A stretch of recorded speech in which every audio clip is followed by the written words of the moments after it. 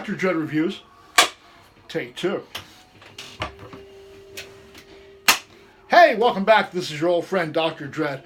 I just wanted to do a real brief check-in and see how things are going this week. Me and the wife been watching a lot of horror movies and got a lot of fun, exciting things coming up. Got a letter in the mail.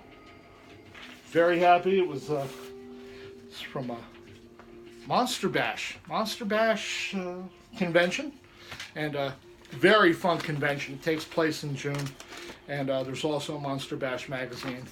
And this year the guests are going to be a lot of the Hammer girls, the girls from the Hammer movies, and worth checking out. Takes place right outside of Pittsburgh, and Google search that. Monster Bash Conference, Monster Bash Convention. I've been going there for a number of years, and it's a lot of fun. It's the only convention I go to. Everybody's friendly. There are no long lines. It's very family oriented. You'll see kids, babies, little babies, and 4 or 5 year old kids. It's almost nonstop movie showing in the movie room.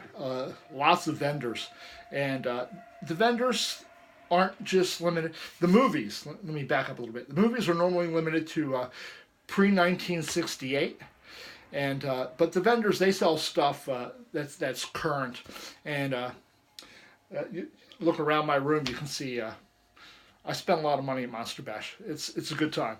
Also at Monster Bash this year, if you do go, make sure to stop and check out Monster Kid Radio. Last year he had a table right at the front of the convention area, and it's Derek. And Derek does a really good job. Check out his podcast, Monster Kid Radio. If you're a fan of monster movies and classic horror, that's the stuff you want to check out. Also, if you feel so inclined, Monster Bash magazine. These are awesome. They have it's glossy. They got a lot of pictures in there, a lot of information about classic horror movies. Monster Bash magazine, Monster Bash convention, Monster Kid Radio, and while I'm plugging stuff, Paul McComas, I believe that's how he says it. If you like to read, this story is so funny.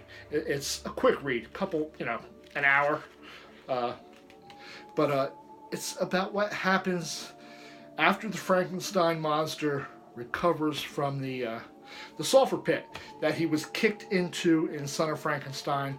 And it covers the time between Son of Frankenstein and Ghost of Frankenstein, because he came out of that sulfur pit covered with muck. And then he shows up clean. What happened? A Fit for Frankenstein. Good book. A lot of fun. Okay, now on the movie reviews.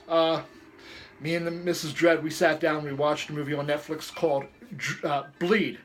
And it's 2016. It's current.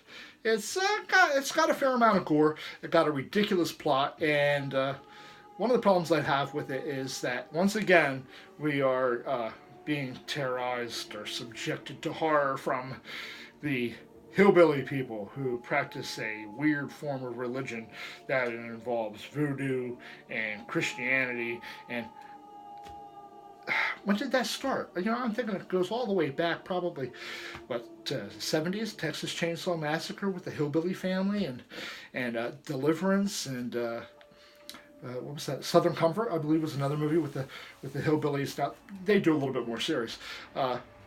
Bleed, I think it was done with a lot of tongue-in-cheek stuff. It was kind of funny-ish. It was easy to make fun of.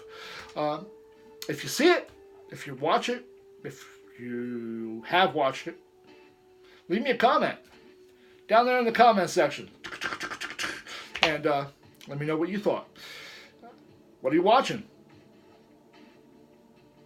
And have a great week. And as always, my friends, keep it scary. This is your friend, Dr. Dread, in his little dungeon room, surrounded by his dungeon friends. Signing off. Good night.